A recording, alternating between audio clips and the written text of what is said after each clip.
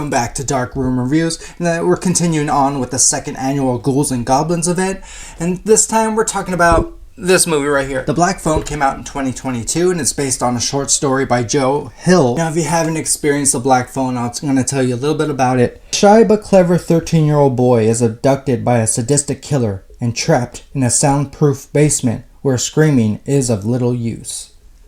Yeah, that's just the tip of the iceberg right there. Right off the bat, this movie is bone-chilling. This movie conjures up our deepest fears. Why The Black Phone stands out amongst other supernatural thrillers, horror movies, whatever, is that it has the grabber. Now, he's played by Ethan Hawke. What Scott Derrickson brings to this movie is a vintage supernatural appeal, and he does it brilliantly. We see it all the time. People go missing, and this movie really touches on that subject. It's sickening. That's why this movie works. This idea that everything is not so safe in the world, dangers that lurk around the corner. Right from the opening scene, this kid who's done playing baseball, all of a sudden this black van comes around the corner and the scene fades to black. That's the beginning of the terror that we're about to witness. The movie is about a brother and sister just trying to survive every day in school and their family life. The brother is played by Mason Thames. He plays Finney. His sister is played by Madeline McGraw. She plays Gwen, and so much more. This movie really showcases humanity of families, what struggles look like behind doors. Let's talk a little bit about the grabber.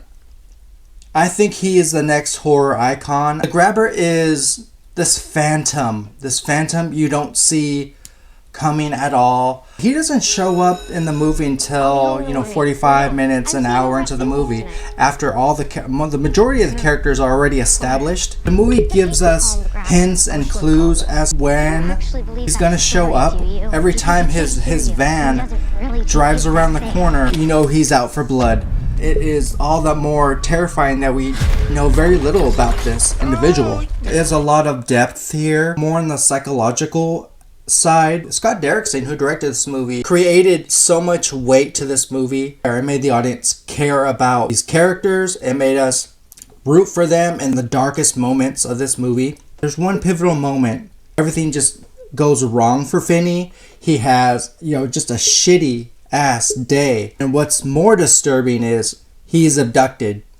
He is taken by this grabber in his van to an unknown location. He keeps Finney down in this basement.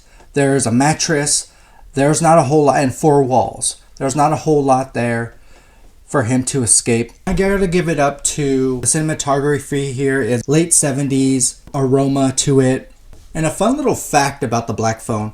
Joe Hill, he is a writer, and he is also the son of Stephen King. I gotta be honest, it's kind of heartbreaking knowing that this movie's a little underrated, and as time goes on it will remain underrated. Without giving too much away, I want to say there is a supernatural aspect to the film. Finney's sister Gwen has dreams, and they are connected to these abductions, and I'll say that much. And I found that to be fascinating, and it added so much to the movie. Guys, in the end, The Black Phone is a chilling cautionary tale that feeds off of the fears we face today. Folks, if you like this video, go ahead and hit that subscribe button. It really helps out in the long run. Dark Room Reviews, it's the place you should be subscribed to. Join the channel. It's free.